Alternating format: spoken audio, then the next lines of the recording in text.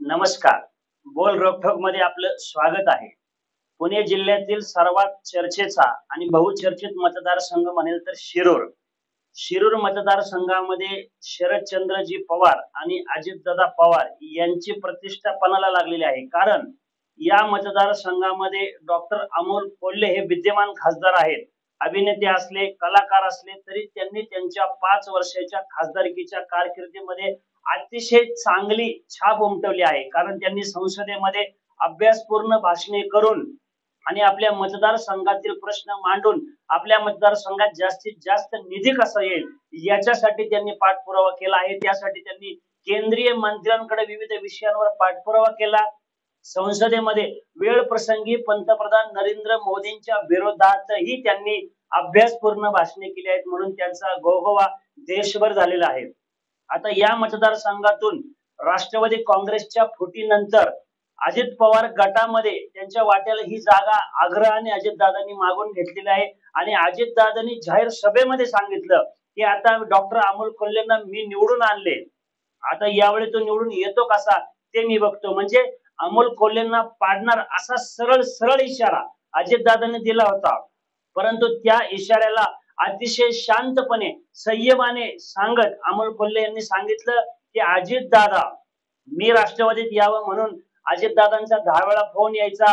मला लपून छपून भेटी घ्यायचे, मिटिंग घ्यायचे आणि आग्रह केला जात होता. आणि आताच तुम्हाला अमोल कोल्हे का चालत नाही असा तिरका सवाल अमोल कोल्हेंनी केल्यावर मग अजितदादांनी चंगच बांधला. काही करायचं परंतु शिरूर लोकसभा मतदारसंघातून त्यांचा खासदार निवडून आणायचा यासाठी त्यांनी मेळावे गाठीभेटी सुरू केल्या आहेत. परंतु सर्वात मोठी अडचण होती या मतदारसंघात ती म्हणजे की अजितदादांना उमेदवारच चांगला भेटत नव्हता. आणि आता उमेदवार भेटले आहेत ते शिवसेनेचे शिवाजीराव आढळराव पाटील, जे 3 वेळा या मतदारसंघात म्हणजे पूर्वीचा खेड आणि 2दा शिरूर या 3 वेळा त्यांनी या लोकप्रतिनिधित्व या संसदेमध्ये आढळराव पाटील यांनी केलेलं आहे. आणि आढळराव पाटील यांना ते शिवसेनेत शिंदे गटात असताना शिंदे गटाला जागा सुटत नसल्यामुळे त्यांनी अजितदादांच्या राष्ट्रवादी काँग्रेसमध्ये जाणं पसंत केलं आहे. लवकरच त्यांचा प्रवेश देखील होत आहे आणि अजित पवारांच्या राष्ट्रवादी काँग्रेस पक्षाचे ते अधिकृत उमेदवार असणार आहेत. आता प्रश्न पडतो की शिरूर लोकसभा मतदारसंघ नेमका कसा आहे. शिरूर लोकसभा मतदारसंघामध्ये 6 विधानसभेचे मतदारसंघ आहे. त्याच्यामध्ये हडपसर आणि भोसरी हा शहरी भाग वगळता 4 मतदारसंघ हे ग्रामीण मध्ये येतात. आणि या 6 मतदारसंघामधील 4 मतदारसंघात अजित पवार गटाचे राष्ट्रवादी काँग्रेसचे आमदार आहेत. तर भोसरी मतदारसंघात भारतीय जनता पार्टीचे महेश लांडगे आमदार आहेत. तर शिरूर मधील अशोक पवार यांनी शरद पवार यांच्या बरोबर राहणे पसंत केले आहे. म्हणजे अमोल कोल्हेंबरोबर पुन्हा एकच आमदार आहेत आणि 5 आमदार विरोधात आहेत, ज्यामध्ये हडपसरच्या चेतन तुपे यांचा देखील समावेश आहे. शहरी आणि ग्रामीण मतदारसंघ मिळून झालेल्या या शिरूर लोकसभा मतदारसंघामध्ये आढळराव पाटील यांचा दांडगा जनसंपर्क आहे. डॉक्टर अमोल कोल्हे यांचा संपर्क कमी असला तरी त्यांनी 5 वर्षामध्ये त्यांनी त्यांच्या कामाने त्यांनी त्यांच्या वक्तृत्वाने घराघरात पोहोचण्याचा मान मिळवलेला आहे. छत्रपती शिवाजी महाराज, छत्रपती संभाजी महाराज यांची खरी भूमिका, यांचा इतिहास समाज मनावर कोरण्याचं काम अमोल कोल्हे यांनी केल्यामुळे त्यांना समाजामध्ये आणि विशेष करून महिलांमध्ये चांगली पसंती मिळत आहे.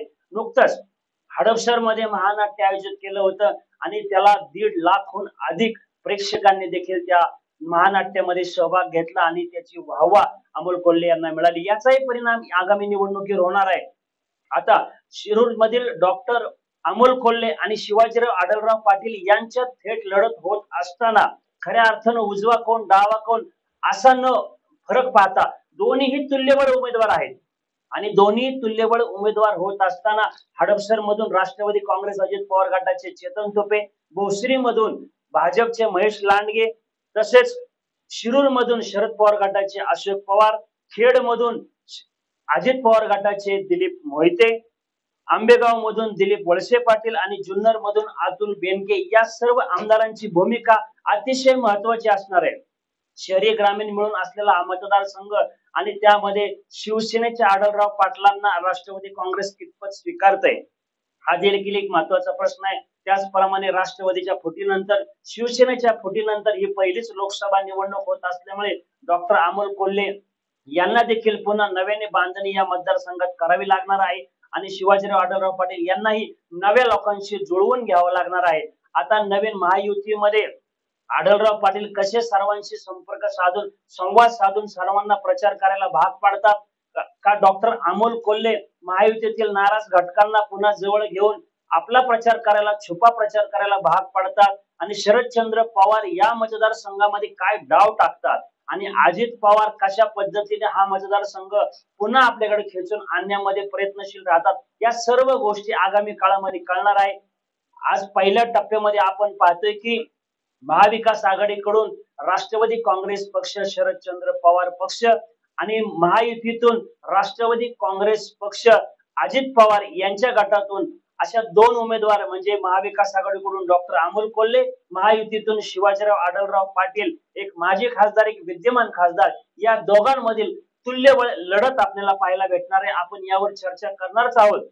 परंतु तुम्हाला शिरूर लोकसभा मतदारसंघात कोण निवडून येणार, कोण बाजी मारणार याविषयी काय वाटतं आपल्या कमेंट मध्ये लिहा आणि आमची पोस्ट, आमचा व्हिडिओ लाईक करा, शेअर करा आणि आपलं मत या निमित्ताने मांडा. या व्यासपीठाच्या माध्यमातून आम्ही शिरूर लोकसभा, पुणे जिल्ह्यातील सर्व लोकसभा व राज्यातील अनेक घडामोडी आपल्या समोर पुण्याच्या पूर्व भागातील 1938 पासून ग्राहकांना गुणवत्ता व सेवेची हमी असलेले अग्रवाल स्वीट्स म्हणजे नुसती परंपरा नाही तर चोखंदळ खवयांसाठी मेजवानी आहे. स्वर्गीय मुन्नालाल अग्रवाल यांच्या प्रदीर्घ वारसा सांभाळत अग्रवाल कुटुंबियांनी स्वीट्समध्ये ग्राहकांची गरज ओळखून अस्सल तुपातील पदार्थ आणि तत्पर सेवेचा वारसा जपत फूड क्षेत्रात नावलौकिक मिळवला आहे. हडपसर, गाडीतळ व आकाशवाणी रविदर्शन येथील अग्रवाल स्वीट्सच्या शाखेला